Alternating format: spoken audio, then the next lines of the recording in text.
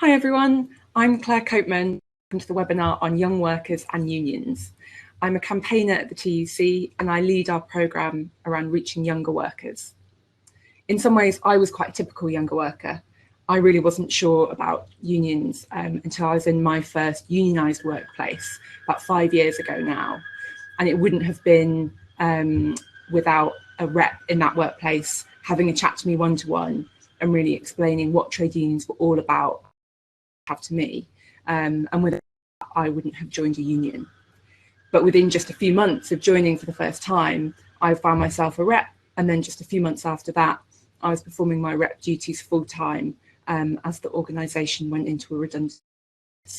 So I feel a real connection to this topic. So I'm sure lots of you have participated in webinars with us before, but there are lots of different ways to participate. If you look below this video stream, you'll see links for questions and polls. If you've got any questions you'd like me to answer, please do type them in and I'll do my best to get through at the end of the presentation. There's also a chat area to the right. Do say hello, introduce yourselves, have a chat to the other participants. But remember, I'll only really see the questions if you put them into the question area. So this is the first webinar in a series on how unions can better reach younger workers, and it's very fitting for Young Workers Month.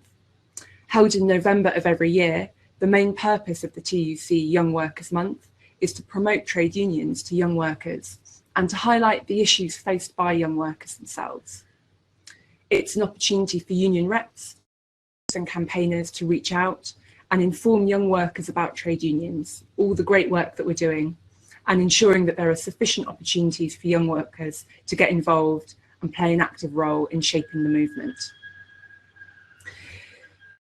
Young workers are having a particularly tough time right now in the workplace, as are a lot of workers.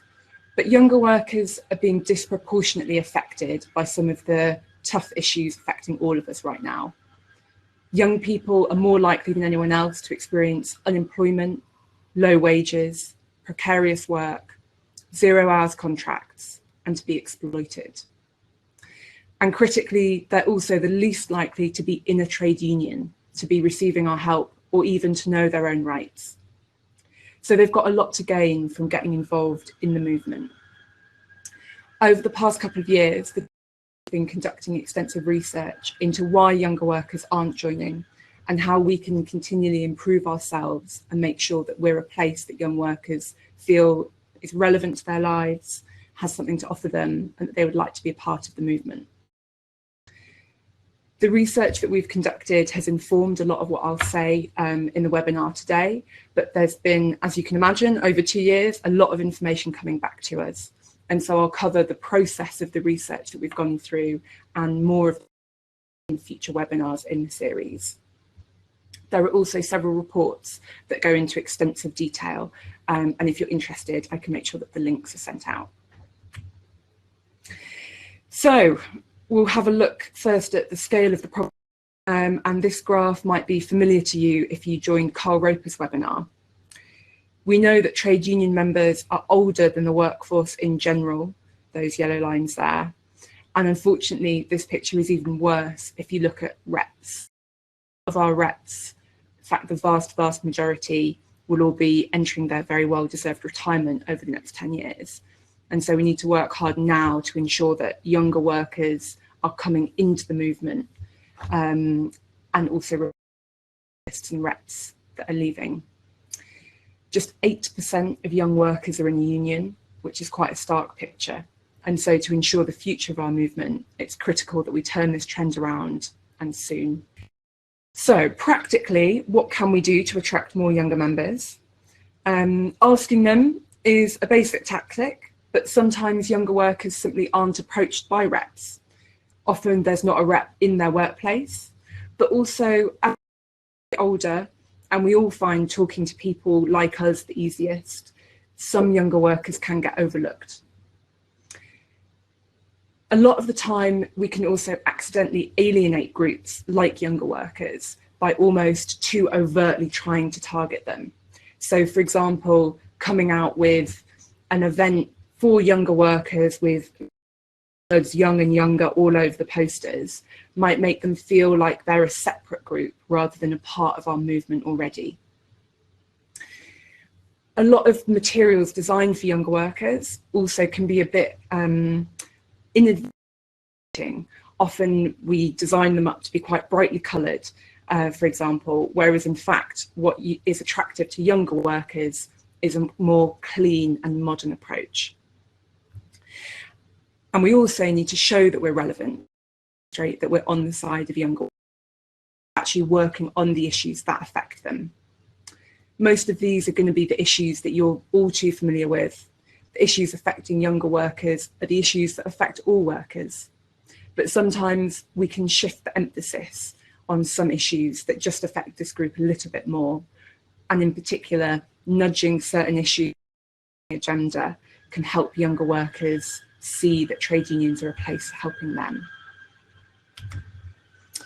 So I'll now talk in some depth about potential issues that go up the bargaining agenda that are of particular interest to younger workers. I know you'll all come from a wide range of workplaces, so not all of these will apply to you, but hopefully some of them will be relevant and helpful to think about.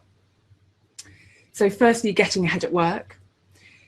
In interviews, we heard from workers that this was a particular unmet need for them. A lot of them said that when they were at school or college or university, there was a career service there for them. If they're unemployed, they've got the job centre. But when they're in employment and ahead at work to get a promotion or to move sector, there's no one there to help them. We know that trade unions have a long and proud history of learning and training, and so anything that's going to help the new generation get training, development and progression opportunities is really key and will be very appealing to them. Working on policies to support working mums and dads will also be very popular. Around a third of in the group that we're particularly targeting have got young kids. So decent parental leave for mothers and fathers is critical, and also the pay associated with that leave, of course. Flexibility in when and how taken, looking at qualifying periods or notice requirements will be really helpful. And then other family flexible working policies, for example, phased returns, are all fruitful areas to explore. The next issue, sadly, is rude and abusive customers and clients. After interviewing 100 young workers, this was the single top issue that came out when they were self-identifying the issues that affect them. Of course, not all of this is in the control of the employer, but most young workers we spoke to felt that their bosses really didn't even have their backs when they were facing abuse. We can look to examples like TfL, Transport for London, for how we make workers feel supported, or at least signal that we recognize of this issue and investigate constructive things and ways of working with employers to improve the situation for all workers. Apprenticeships will disproportionately, of course, affect younger workers. Strongly support the creation of quality apprenticeships. We also know that some apprenticeships being used by some bosses to really hire on the cheap. Almost 1 in 5 are paid below the statutory minimum of just £3.50. Young people are particularly at risk from these kinds of exploitative practices because often they don't know their rights. And so it's particularly important that as trade unionists, we're reaching out to them to help them wherever possible. Aim for the national minimum wage, at least for all interns, and for fairly paid and good quality apprenticeships to be accessible to all, with a proper contract of employment for at least the duration of the training period. I know that we've already entered about apprenticeships, and there's a future webinar coming up exploring apprenticeships in detail, so do tune in for that. The next issue to explore is insecurity. Again, this is an issue affecting a number of employees at the moment, but that disproportionately affects younger workers. So in your workplaces, you could look at ending the use of 0 hours contracts, giving staff who want them contracts with guaranteed hours that reflect normal working patterns, And then when those contracts are in place, a minimum notice period for allocating and changing shifts.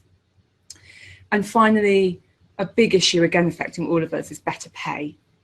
So campaigning generally for an increase in the national £10 an hour as soon as possible. Ending age-related minimum pay, which younger workers feel is particularly unfair. After all, rent isn't any cheaper just because you're under 21. And in your own workplaces, paying for workplace wages that exceed the national minimum wage, or enforcing the minimum wage where it's being broken. We've seen examples from other countries, in particular Fight for 15 in America, where working around low pay has really made it harder to reach groups who haven't been involved in union organising before. So that was quite a quick run through. I know there was a lot of information there. So I would love to hear from you in the chat box. What have you found useful for younger workers? What else do you need to know that would help you engage younger workers in your workplace? And also any other questions. And I know we've already got a few up.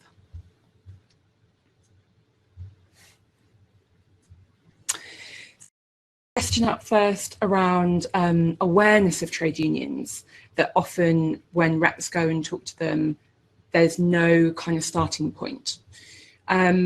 What we found from the research absolutely backs that up. Of the 100 workers that we spoke to, the vast majority, if you ask them what a trade union is, said that they didn't know, sadly. There is some latent knowledge there. So when we pushed them, when we asked them, if you had to have a guess, what would you say? A minority, but a significant minority, quite hesitantly came out with a very good definition. Them said, are they maybe something like they've got your back at work and they know your rights? So I would say that personal contact that I've experienced is going to be really key. Some younger workers that already have awareness, very much we found it came from their families. Often if they had a parent who was a parent who'd worked in the postal service, something like that. So I think for all of us in the trade union movement, the more that we're casually talking about our experiences with friends and family, the better. But I'm not sure that there are any other big awareness raising tactics that would work at scale. I think it's the personal contact that's really important. And so even if younger workers in your workplace are starting from a lower knowledge base, I would still encourage you to just go and even if that means that you need to have a series of conversations or leave them with some information to read before you get back to them about actually joining, then that will all be really worthwhile doing.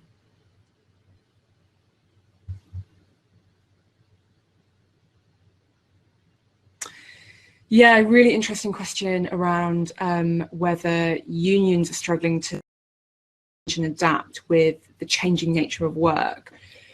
I think that's a really fair comment and an area that trade unions are taking time to explore, but I think could always be learning more about. We know that the world of work has changed very rapidly in the last few years.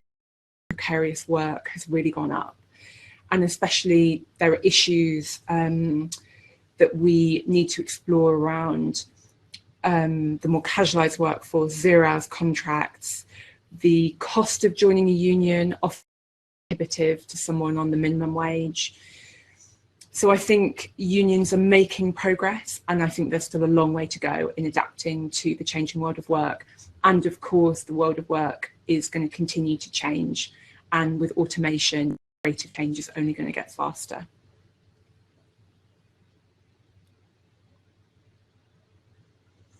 So there's a question around how can we actually reach out to this demographic of young workers on these kind of agency contracts. I think what's really important is listening to them and listening to their experiences, and that's at the heart of the programme that I'm running. It's about finding out what are the issues that this group care about, and then campaigning on their thing that I talked about during the presentation, and also more that you'll find in the reports. It's also important that we think much more carefully about what it is that how young workers best like to engage with us. So I think we're all going to have to become much more comfortable with using digital first, rather than sometimes it can be a bit of a later add-on. And also, I think we can all, when we get busy, be culprits of communicating in ways that best work for us, rather than thinking about how we're communicating in terms of what best works for that group. So for example, if we're all quite used at the moment to having email lists where we send out new information to new starters or to people already in our branches, maybe that works quite well for existing members. But for these younger members, is there something else? Do they need a WhatsApp group, for example? But it's always going to vary depending on different people's circumstances. So the most important thing is to ask the people in your work for them.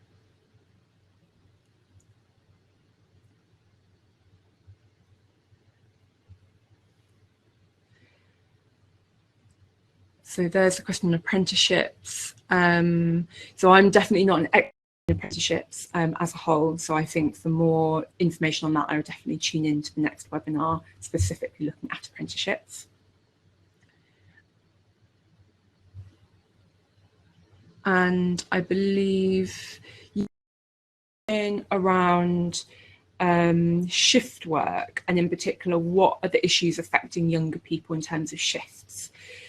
So I think shifts, like with anything, I think again we can sometimes slightly fall into this trap of younger workers typically are quite disengaged from the movement. We think of them as being quite separate, but actually I would say that younger shift workers are going to have just the same problems as a shift worker of any age. It's not going to be any easier getting a very, very early hour to make your shift. It's not going to be any easier not spending the time with your kids that you would like to. So I think, again, there's almost no magic bullet or fancy way of going about things that's going to particularly suddenly bring all these younger workers flooding into our branches and into the movement. I think it's about continuing to do what we've always done well, what it is that workers need from us, but then delivering it in ways that they hear it. So when you have a campaign win in your workplace, make sure that all workers are finding out about it, and through the channels where they already are. So again, it's this thing around making sure that we're going to young workers where they already are, rather than expecting them to come to us.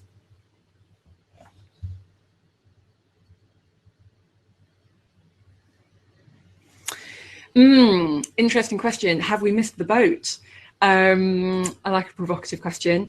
I would say no, we've not missed the boat. I think it is going to be a real challenge. I don't think we can shy away from that. I think it's going to be really hard going, and it's going to be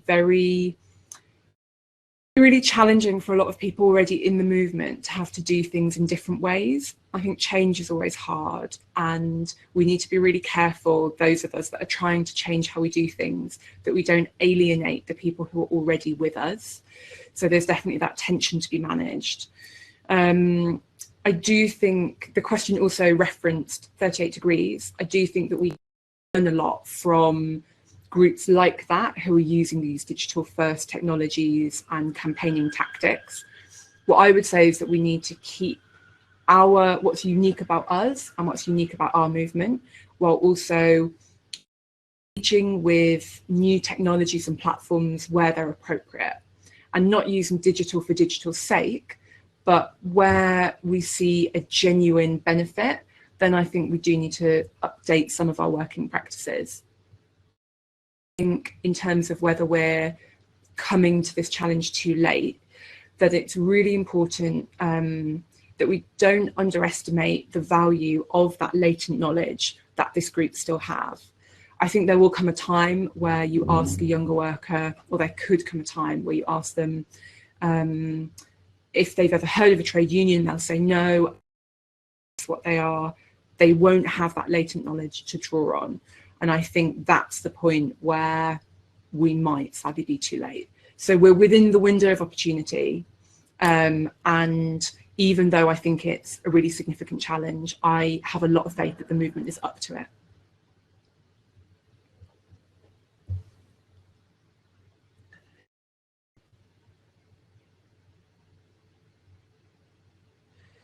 So there's a question about a national campaign giving young people an awareness of the value of unions. I think for me, key is what's so important about trade unions is the experience of being part of one and the experience of that solidarity and standing together being more powerful than trying to change something by yourself. And to be honest, I think there's only so far that we get by talking about that in abstract terms through awareness raising campaigns. And so where I personally think our effort is best is in the workplace, in engaging younger workers who are already in work, using examples that are real to them. If their workplace is already unionised, talking to them about the tangible ways that their union has already been improved without them even being a part of it, and how if they join it, the union will only get stronger.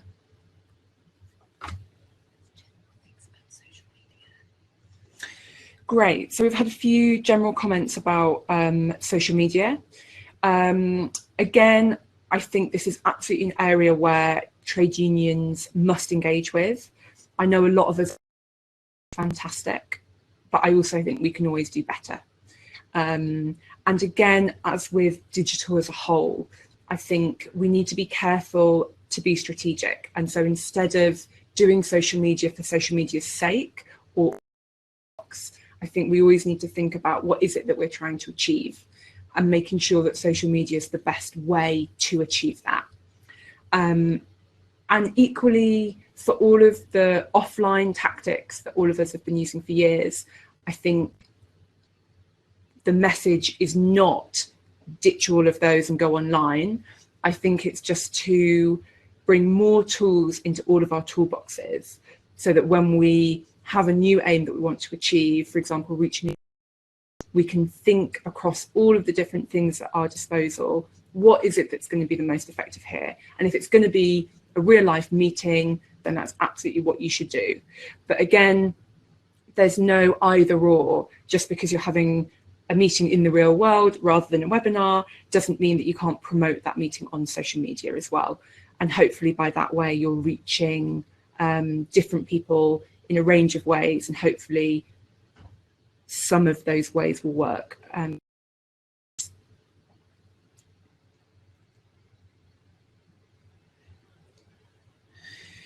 Really interesting question around the rise in mental health issues among young workers, rising rent costs, cuts in services, low increase of debt, having a real impact on young workers' health, and what unions can do better to support young workers. It's a really interesting question. I think, I mean, to be honest, there's a challenge there that we need to think about quite carefully as a movement, where at the moment our model is all about you have to join and then you feel the benefit.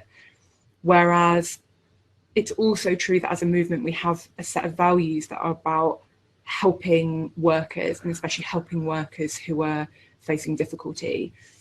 And I wonder if there's a role for trade unions to reach out to these young workers in your workplaces, even if they're not members yet, and maybe through that engagement that will help get them on the path towards membership. In terms of practical things to help younger workers experiencing mental health difficulties, again, I'm not an expert in that area.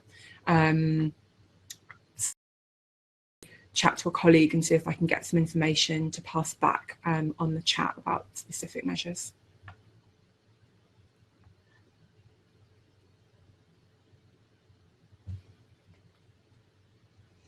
Great, so I think that's all the main questions, but do keep writing them into the chat box, and if I don't spot them in time today, then I'll try and get back to you as soon as possible. And just before you go, a quick reminder that our next webinar with Ali Tarabi, our digital campaigner here at the TUC, who will be sharing some tips on writing effective emails for organising. That's Wednesday, December 6th.